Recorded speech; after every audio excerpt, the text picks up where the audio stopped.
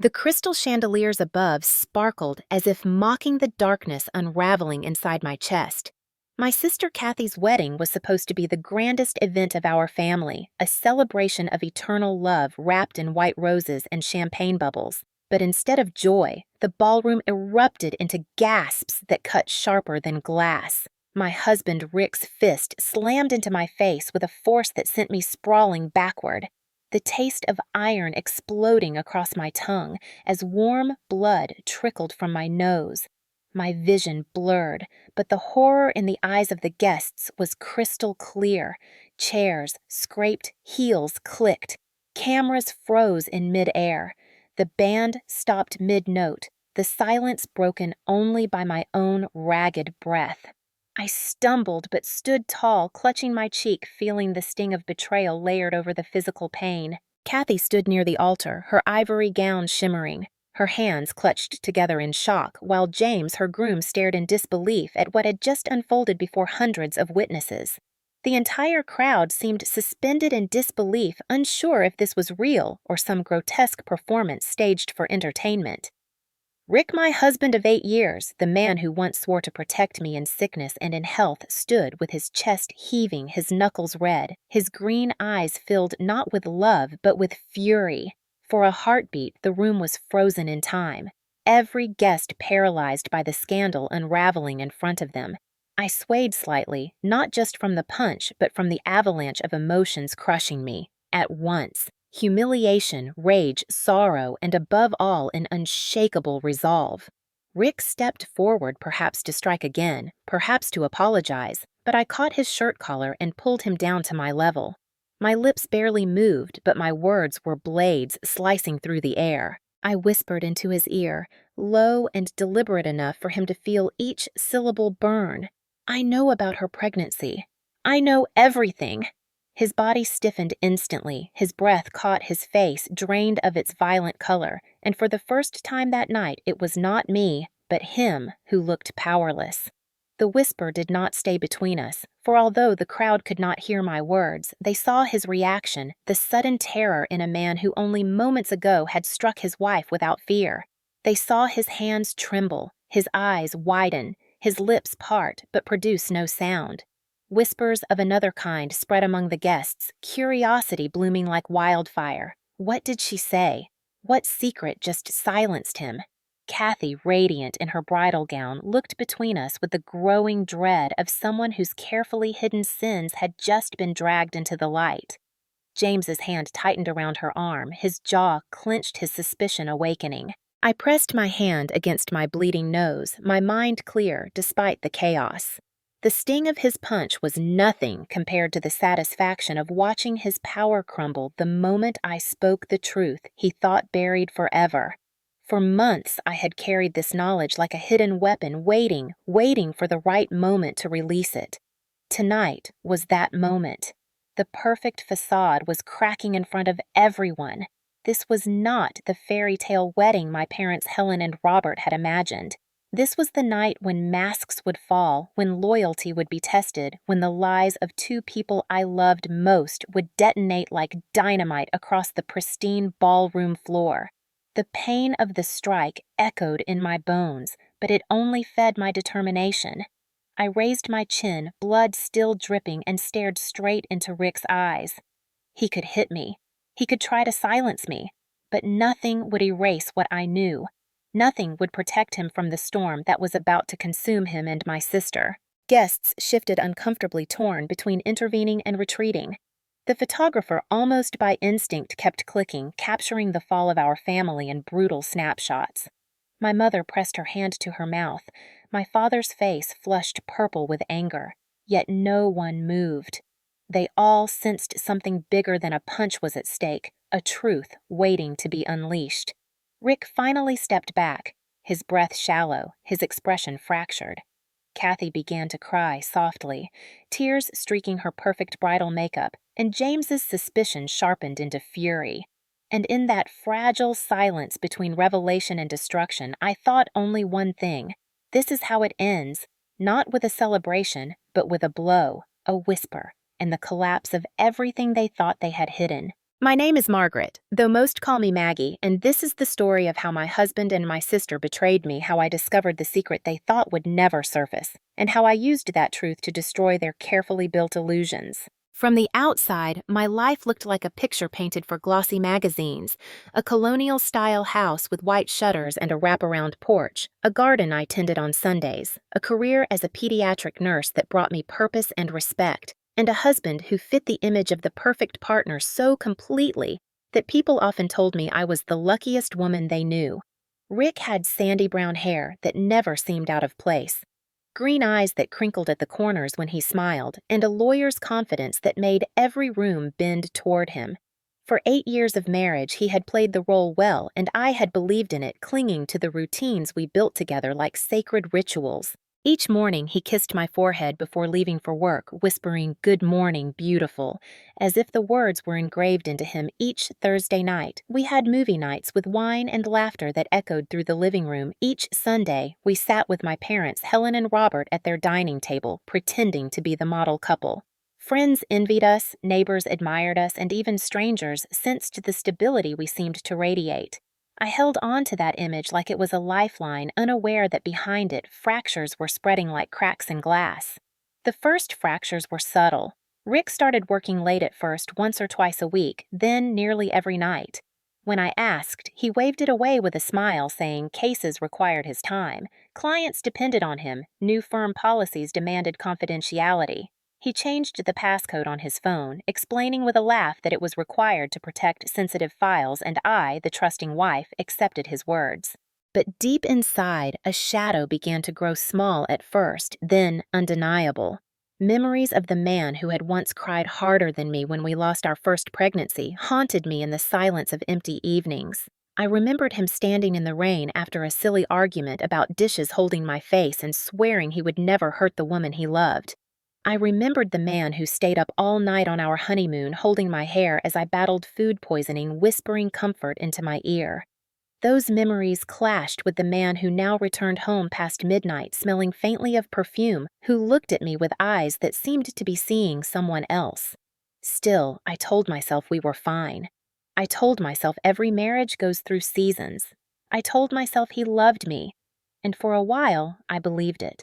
I wanted to believe it because the alternative was too painful to imagine. My parents adored Rick. My father often said he was proud to have him as a son-in-law. My mother praised his charm to anyone who would listen. At church, he shook hands with everyone, joked with children, played the role of devoted husband flawlessly. The world saw him as a catch, and I reinforced that vision because it was easier than confronting the truth simmering beneath. But behind closed doors, the warmth was fading. Our dinners grew quiet, our laughter rare, his touch less frequent. My heart ached with a loneliness that was almost worse than anger. I told myself to hold on that stress at work, explained it that we would take a vacation soon, that love does not vanish overnight. But the truth was that love was not vanishing, it was being redirected, slipping away from me toward someone else. At the time, I did not know who. I only sensed that something precious was being stolen slowly, like water leaking from a cracked glass, until all that remained was emptiness. Looking back, I can see that this was the calm before the storm, the period where I lived in denial, convincing myself our marriage was intact, while the ground beneath me was already splitting apart. I smiled for photos, held his hand at family gatherings, wore the mask of the devoted wife. But inside, I was unraveling, caught between memory and suspicion, clinging to promises that had already been broken. What I did not know then was that my husband's betrayal was not just with anyone. It was with the one person who should have been untouchable, my younger sister Kathy. And that revelation would not only destroy my marriage, but set fire to the very idea of family I had carried my whole life. Kathy was everything I was not, and perhaps that is why people were always drawn to her. She had golden hair that spilled over her shoulders in waves, as if she had walked straight out of a commercial, a smile that could light up a room even when she was being careless, and a personality that seemed to sparkle with recklessness. While I built my life around stability and service, she chased freedom and attention. I had chosen nursing because I wanted to help children and families. She had chosen social media because she wanted to be adored by strangers. Yet despite those differences, we were close in the way sisters sometimes are opposite yet intertwined two sides of the same coin. Kathy often teased me for being too serious, too predictable, too plain. With my brown hair cut in a sensible bob, she said I had the brains and she had the beauty, but behind her jokes I always sensed a sharpness, a cleverness she hid beneath her charm. When she announced her engagement to James, a tech entrepreneur she had dated for 2 years, I felt genuine joy for her. James was grounded loyal, the kind of man who seemed able to balance her impulsive streak without dimming her spirit, and for once it felt like Kathy had chosen someone who would give her the stability she secretly needed. She came bouncing onto my couch one evening, eyes bright with excitement, and asked me to be her maid of honor. She wanted Rick to be a groomsman. She said it would be perfect, and I agreed because despite everything, I loved my sister and wanted to support her. From that moment forward, wedding planning consumed our lives. Weekends spent at dress fittings, afternoons at cake tastings, evenings scrolling through flower arrangements. I played the role of supportive sister, diligently smiling when she twirled in gowns, nodding when she debated between lilies or roses, holding her hand when stress overwhelmed her. I told myself this was our moment to bond one more chapter of shared memories before she started her own family. But beneath the laughter and champagne toasts, shadows lingered. Kathy often complimented Rick with a casual ease that made my stomach tighten. She would say how handsome he looked in his tailored suits, how charming he was when he told stories, how lucky I was to have him. At first, I brushed it off as harmless flattery, but sometimes I caught something flicker in her eyes, a glint of interest she tried to disguise as admiration. I told myself I was imagining it, that sisters were supposed to admire each other's husbands in a light-hearted way.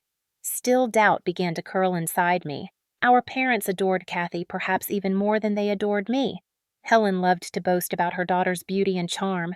Robert spoiled her with indulgence even as an adult. Growing up, I was the responsible one, the one who followed rules, while Kathy was the wild one, forgiven for every mistake because she smiled and promised to do better. That dynamic never truly changed, and sometimes I wondered if she believed she could take whatever she wanted and still be loved. At that time, though, I ignored the unease, convincing myself that wedding stress made me overly sensitive. After all, she was my sister, my flesh and blood, the person I had shared secrets and bedrooms and childhood with. The thought of betrayal had not yet crystallized, but the seeds had been planted.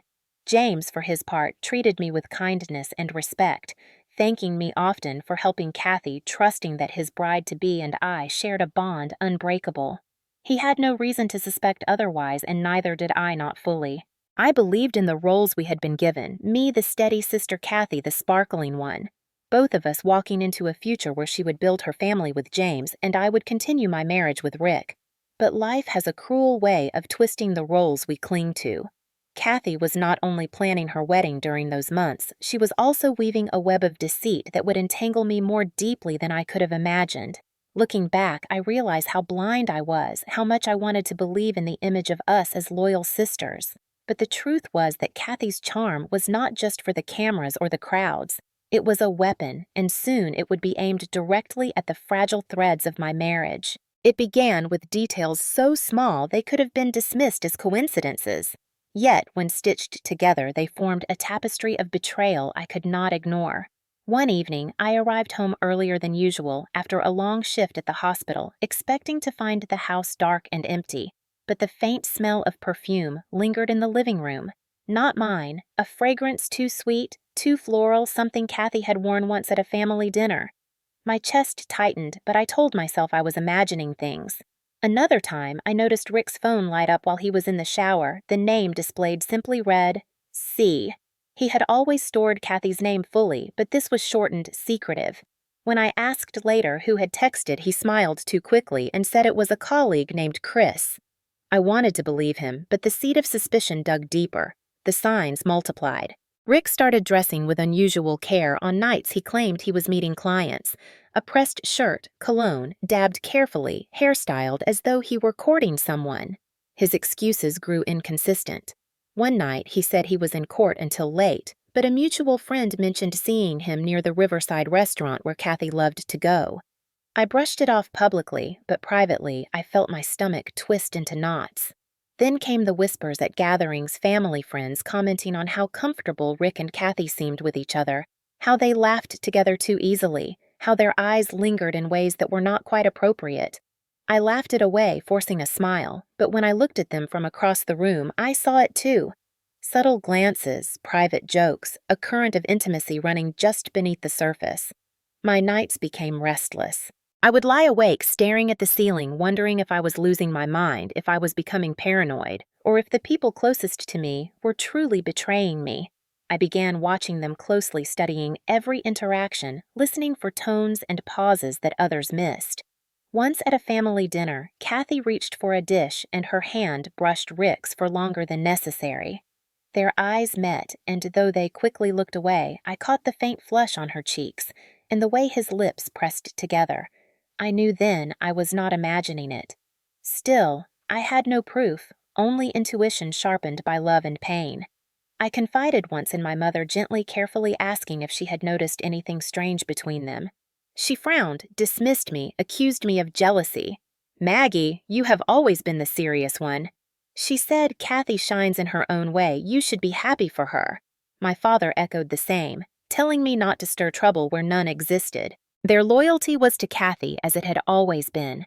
I was left alone with my suspicions gaslighted by my own family, forced to carry the weight of what I knew in silence. But silence sharpened me. I began to take mental notes of every inconsistency, every lie Rick told, every moment Kathy seemed too close. I learned the rhythm of their deception, and slowly the image of a perfect family began to collapse in my mind. By the time Kathy's wedding approached, I was no longer the naive wife clinging to illusions. I was a woman sharpening her awareness, preparing for the day when the truth would finally reveal itself. The moment of truth did not arrive with fireworks or confessions. It arrived quietly, the way most devastating truths do, creeping in through the cracks of ordinary days until it stood before me undeniable. One Thursday evening, Rick claimed he had to stay late at the firm to prepare for a major case. He kissed my cheek distractedly and rushed out the door in a suit he had pressed that morning, leaving me alone with a half-eaten dinner. I tried to busy myself with laundry and television, but the unease clawed at me until I decided to drive to the firm and surprise him with coffee, a gesture I had done countless times before. As I pulled into the garage near his office, I noticed his car was not there. My pulse quickened. I parked and walked inside anyway, only to find the receptionist startled by my presence. She informed me gently that Rick had left hours earlier. My body went cold. I drove aimlessly at first, then found myself steering toward the Riverside restaurant, the place I had heard whispers about, and there parked discreetly in the back was Rick's car. My heart pounded as I approached, and through the wide glass windows I saw him not with colleagues, but with Kathy. They sat too close in a private booth, her hand resting lightly on his wrist, his body angled toward her, their laughter carrying through the glass like knives piercing my chest. I froze my breath. Shallow, my vision blurred with tears. For several minutes I could not move, torn between storming inside and collapsing where I stood. Finally I turned away, dignity the only shield I had left, and drove home in silence. The proof was before my eyes, yet still I needed more. I needed something undeniable, something no one could dismiss as imagination. Over the next weeks, I began watching them more closely, noting patterns, lies, absences. I checked credit card statements and found charges at boutiques Kathy favored charges Rick claimed were for clients. I noticed the way her social media posts sometimes matched the places he claimed to be for work, subtle overlaps that others might ignore, but I could not. My hands shook the night I finally opened Rick's briefcase while he showered. Inside, tucked between legal folders, was a receipt from a jewelry store dated 3 weeks prior for a delicate gold bracelet engraved with the initials C.H. My stomach lurched as I realized it was not for me. The receipt slipped from my trembling fingers as bile rose in my throat. Later that week, fate delivered the final piece. Kathy had left her phone at my house after a planning session for the wedding. It buzzed repeatedly on the counter, and against every moral fiber I had, I opened it. What I saw confirmed everything. Messages from Rick filled her inbox, not coded or cautious, but brazen in their intimacy. Sweetheart, I cannot wait to see you tonight. You looked stunning at the tasting. Soon we will not need to hide. My blood ran cold as I scrolled each message, a dagger cutting deeper, each word shattering the remnants of trust. My breath caught when I saw one message in particular, Rick asking her about late periods, about whether she had taken a test. Kathy's reply was coy, suggesting something life-changing. She was pregnant, and there was no doubt who the father was meant to be. My knees buckled my hand, clutching the counter for support, as the world tilted beneath me. Rage, grief, betrayal. They crashed through me like waves against a crumbling shore. But beneath the chaos, another emotion sparked sharper, colder, a clarity born from pain. They had underestimated me. They thought I was blind Pliant, the loyal wife who would remain silent. But they were wrong. I was no longer the naive woman who clung to illusions. I was a woman who had seen the truth and would wield it like a weapon. That night, I sat alone in the dark, phone in my lap, tears drying on my cheeks, staring at the evidence that had destroyed my marriage and shattered my family. The weight of it pressed down on me, yet beneath that weight, a plan began to form. They had betrayed me in secret, but their exposure would not be private. It would be public, undeniable, and devastating. I would not confront them quietly in a corner. I would confront them where the whole world could see, at the altar of Kathy's wedding, the very stage they had chosen to celebrate their false happiness. If Rick and Kathy wanted to play with fire, then I would ensure they burned before everyone they sought to deceive. Once the shock of discovery settled into my bones, I knew that grief alone would not save me. Grief would only hollow me out, leave me broken and discarded like they expected. What I needed was a plan, not rash confrontation, not tears hurled in the night, but a strategy so precise it would leave no escape for either of them. I sat at my kitchen table with the phone still glowing in my hands, rereading the messages, tracing every word until I could recite them from memory. Each line was a weapon waiting to be used. Each photograph they had exchanged a nail for the coffin of their false respectability. But I could not wield it recklessly. If I stormed into their arms with accusations, they would deny it, gaslight me as they had before. My parents would side with Kathy, friends would accuse me of jealousy. No, the truth had to explode in a way no one could dismiss. I began small first, by taking screenshots of every incriminating message and emailing them to a hidden account. Then I photographed the receipt for the bracelet documenting the initials engraved.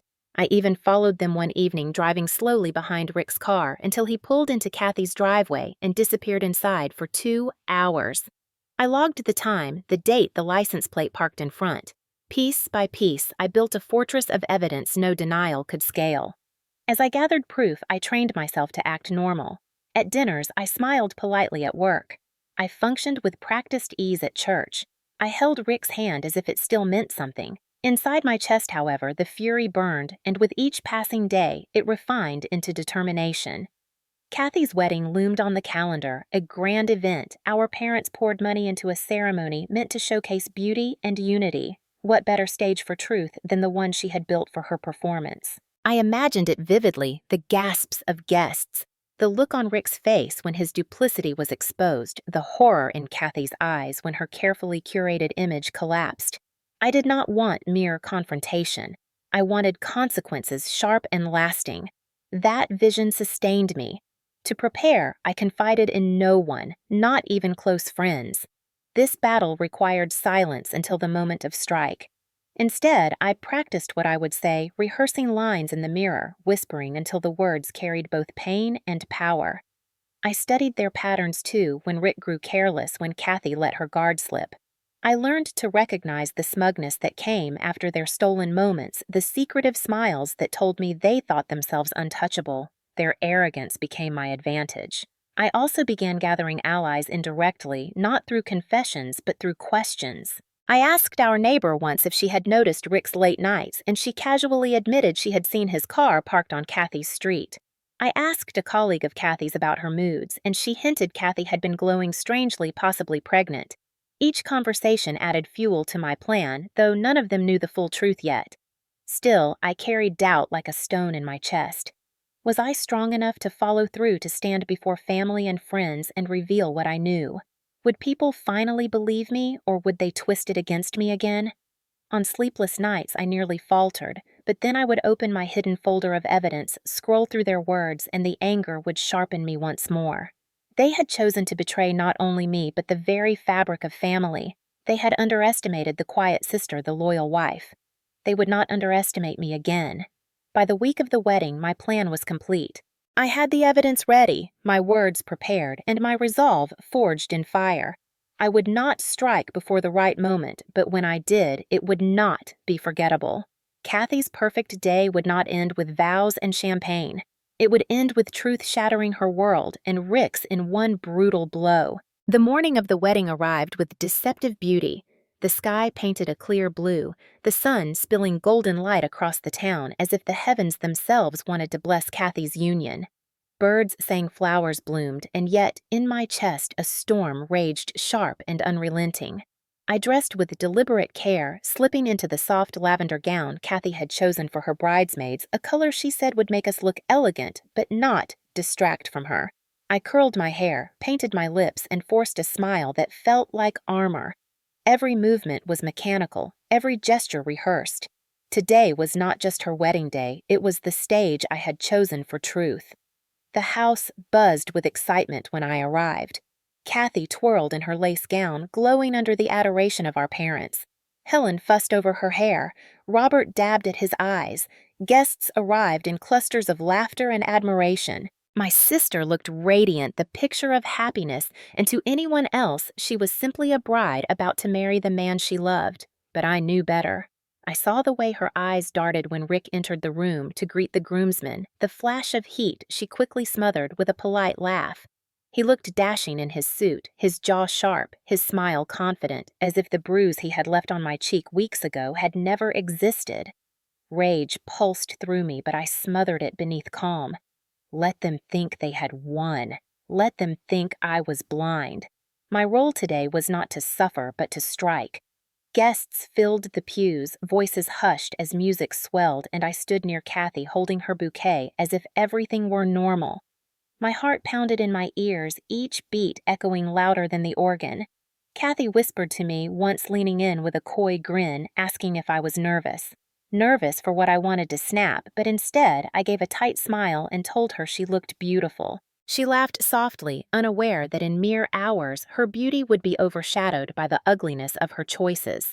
As the ceremony began, I scanned the faces of the guests, friends from college, family from out of town, colleagues in polished suits. They all saw perfection, a union to be celebrated, a sister support. They did not see the screenshots hidden in my phone, the receipts tucked in my purse, the truth waiting for release. The priest spoke of love and fidelity, of sacred vows and trust, and with each word, bile rose in my throat. Rick stood tall, his eyes fixed on Kathy with a devotion that was nothing but a lie. I wondered then how many lies he had told me with that same expression, how many times he had looked at me with love while secretly plotting with her. My hands trembled, but I steadied them, fingers tightening on the bouquet.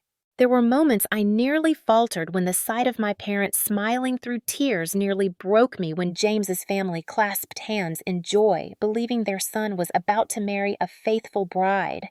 But then I remembered the messages the bracelet engraved with her initials, the whispers of pregnancy. I remembered the sting of Rick's fist against my skin and the humiliation of gasps around me. No, there would be no faltering. As Kathy and James exchanged vows, I caught Rick's eyes, a flicker of panic flashing across his face when he saw the steadiness in mine. He sensed something, perhaps for the first time, that his control had slipped. I held his gaze until he looked away, his jaw tight. The ceremony drew to a close, applause rising as the couple sealed their vows with a kiss. Guests erupted in joy, tossing flower petals, cheering as the newlyweds walked down the aisle. I walked behind them, my smile fixed, my resolve unshaken. The reception hall was a scene from a dream, white linens, chandeliers, sparkling glasses filled with champagne. Kathy glided through the room like royalty, Rick, close by their stolen glances, hidden behind the facade of celebration. Toasts began, laughter rang out, and the air buzzed with happiness. Yet beneath it all, I felt the tension building, a taut string stretched to its breaking point.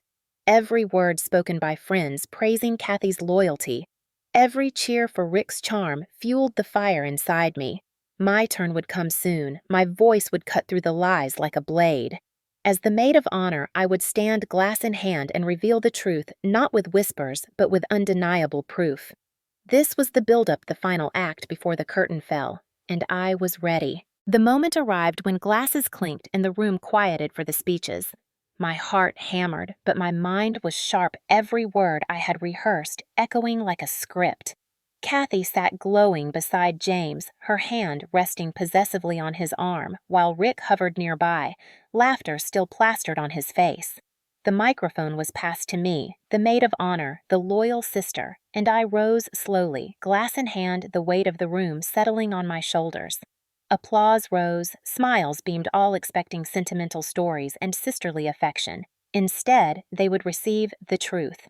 I began gently thanking guests for coming, praising Kathy's beauty, acknowledging James's devotion. My voice was calm, steady though. Inside, adrenaline surged like fire. I saw my parents soften proud, unsuspecting.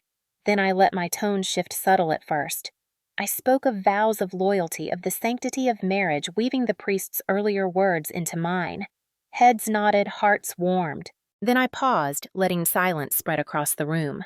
My eyes locked on Rick's, and I saw the flicker of dread there, the faintest tightening of his jaw. Kathy shifted uneasily, her smile faltering as I said, "It is a tragedy when vows are spoken by lips already stained with betrayal." Murmurs rippled. I continued, my voice louder now, sharper. "It is a tragedy when love meant for one is stolen by another, when trust is broken by those closest to us." James turned his head toward Kathy, confusion donning his hand, slipping from hers. The hall grew tense, whispers fluttering like restless birds. Rick's face drained of color.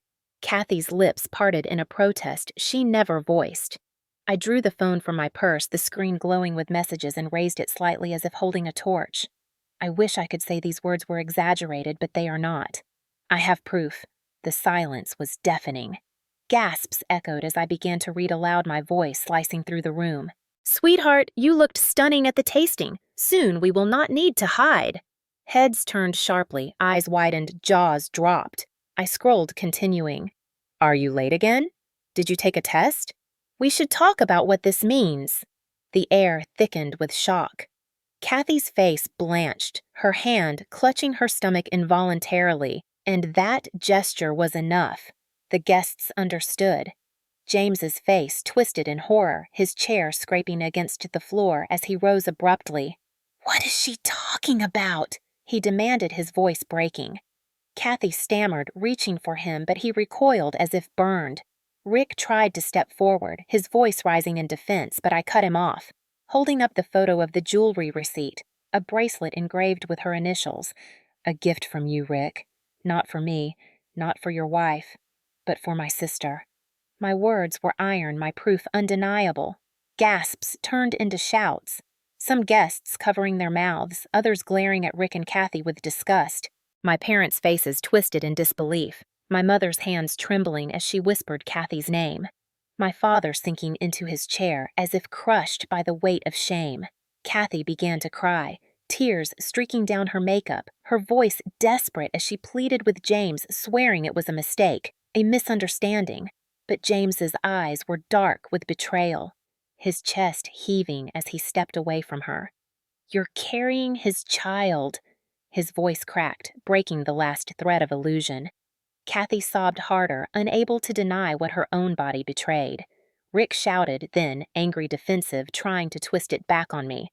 "You're lying, Maggie. You're twisting things. You always hated Kathy." But his voice rang hollow, and I only lifted the phone higher, reading another message, one where he had written, "I love you, Kathy. After the wedding, we'll figure out how to tell them." The room erupted, a cacophony of outrage, disbelief, and condemnation. Guests rose from their seats, some shouting at Rick, others comforting James, others staring at Kathy with open contempt. My sister collapsed into her chair, sobbing uncontrollably, her veil slipping from her hair. Rick's mask of control cracked, his face red with fury as he tried to grab the phone from my hand. but James intercepted, shoving him back, his own rage exploding as he shouted, "You ruined everything, both of you! You destroyed this family!" Rick staggered, his hands curling into fists, but the crowd surged, separating us, protecting me. I stood tall, unshaken, my voice ringing out one final time. "You thought you could silence me, control me, break me, but the truth speaks louder than your lies. And today, the truth belongs to everyone." The chandeliers glittered above us, the room in chaos, Kathy sobbing, James storming out, Rick restrained by his own groomsmen. My parents sat stunned, their world shattered, their favoritism exposed as folly.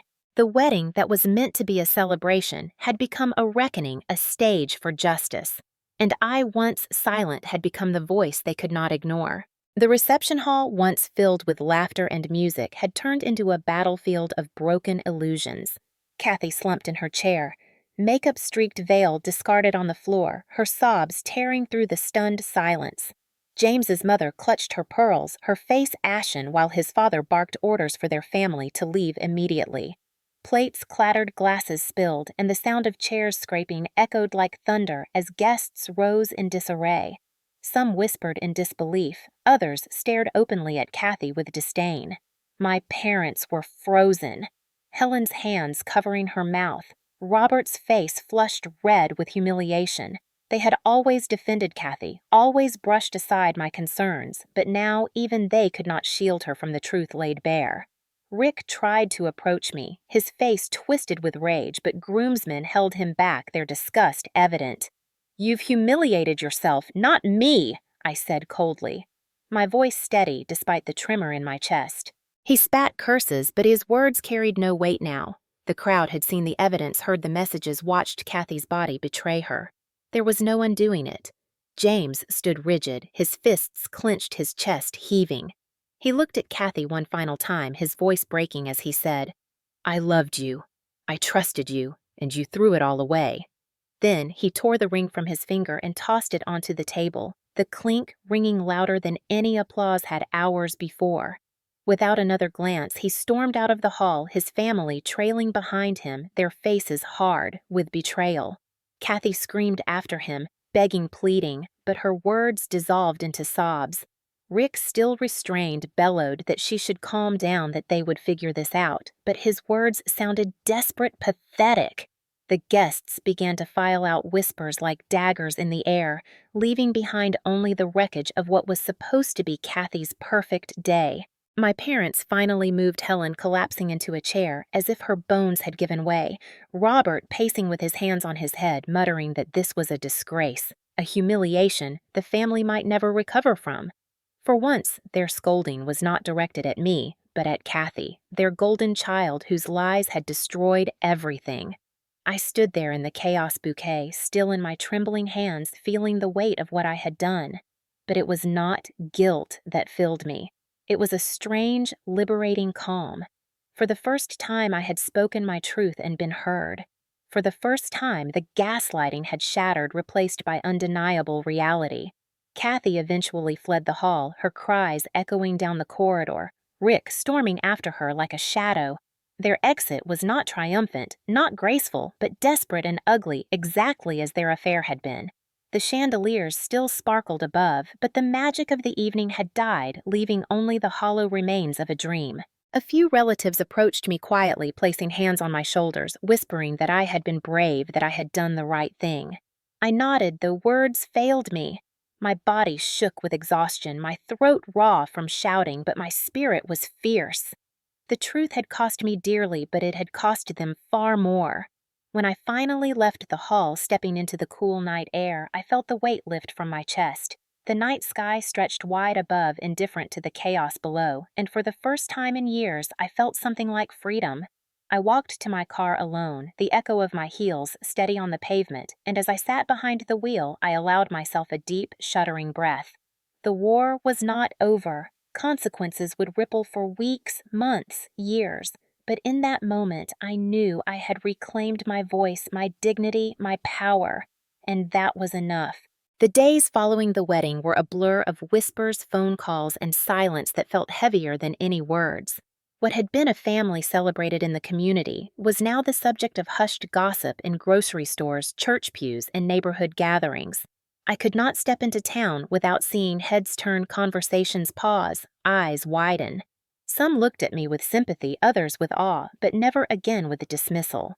The truth I had revealed spread faster than wildfire, and the flames consumed everything my parents once held up as perfect. Kathy and Rick disappeared for a time, retreating into seclusion, their absence as loud as their betrayal. Rumors swirled that James had filed for an annulment, that his family had demanded legal action, that Kathy's pregnancy had been confirmed. My parents refused to speak openly about it, their pride too fractured, but even their silence betrayed the truth. Helen barely left the house, her once proud demeanor shrunken into shame, while Robert buried himself in work, avoiding neighbors' stares. For years they had dismissed my pain, favored Kathy, and silenced my voice, but now they could not silence the town. Their golden daughter had become a cautionary tale. For me, the weeks were a strange mix of relief and lingering wounds. At night, I replayed the wedding in my mind, the gasps, the shouting, the sight of Kathy's tears, James's devastation, Rick's rage. I would wake in cold sweats, heart racing, yet in the daylight I felt stronger. The bruises Rick had left on me faded, but the memory of his fist never would.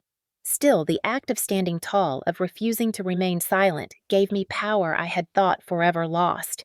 People began to reach out, women I barely knew, stopping me in the market, whispering that they admired my courage, that they too had suffered in silence. Their words became a balm, a reminder that my pain had meaning beyond my own healing.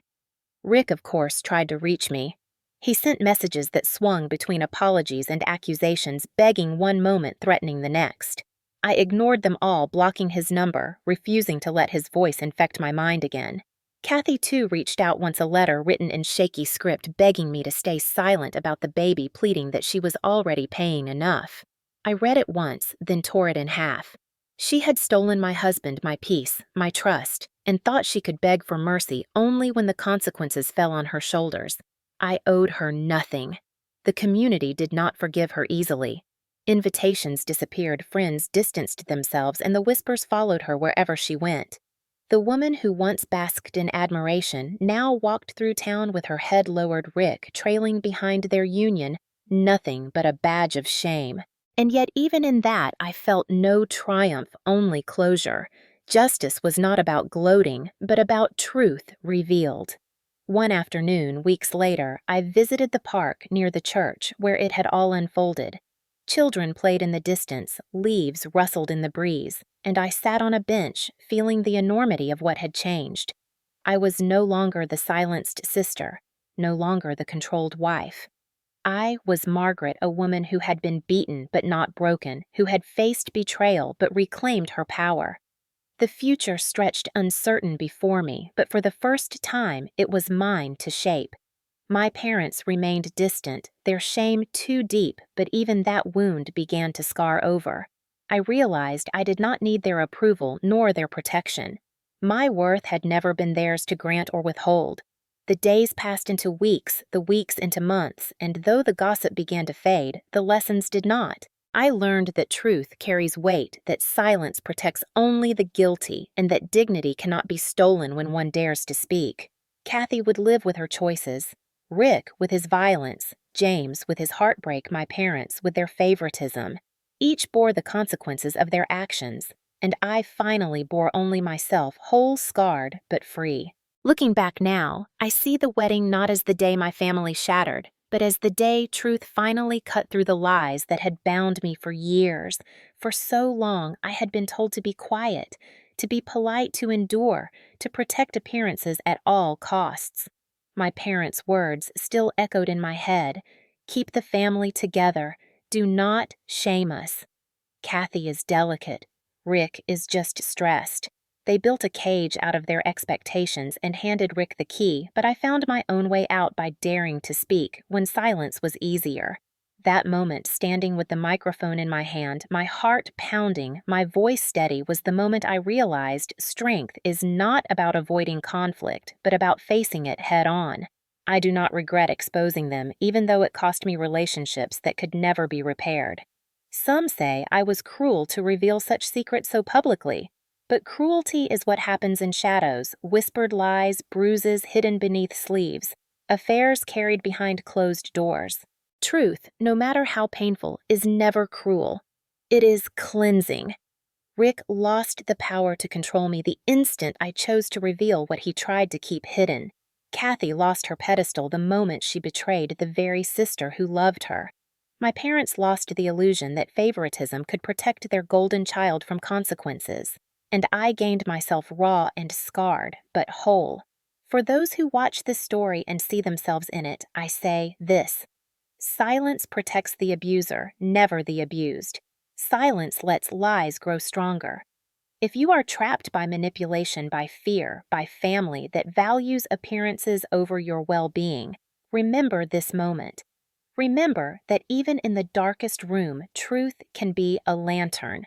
Speaking out will cost you, yes, but what it costs is nothing compared to the price of silence. I wish I could say my family healed after that day, but healing is not always given. My parents never fully forgave me for breaking the facade. Kathy never forgave me for revealing her secrets. Rick never forgave me for taking away his control. But I forgave myself for staying silent so long, and that forgiveness gave me peace. In the end, the story is not about what I lost, but what I found. I found courage in the face of humiliation. I found dignity in the aftermath of violence. I found clarity in the ruins of betrayal. And if my story reaches someone who feels alone in their struggle, if it sparks even one person to stand up and say enough, then it was worth every whisper, every glare, every sleepless night. Family can be the source of deepest wounds, but it can also teach us the sharpest truths. My truth is this: blood may bind us, but actions define us, and sometimes the family we must save first is ourselves.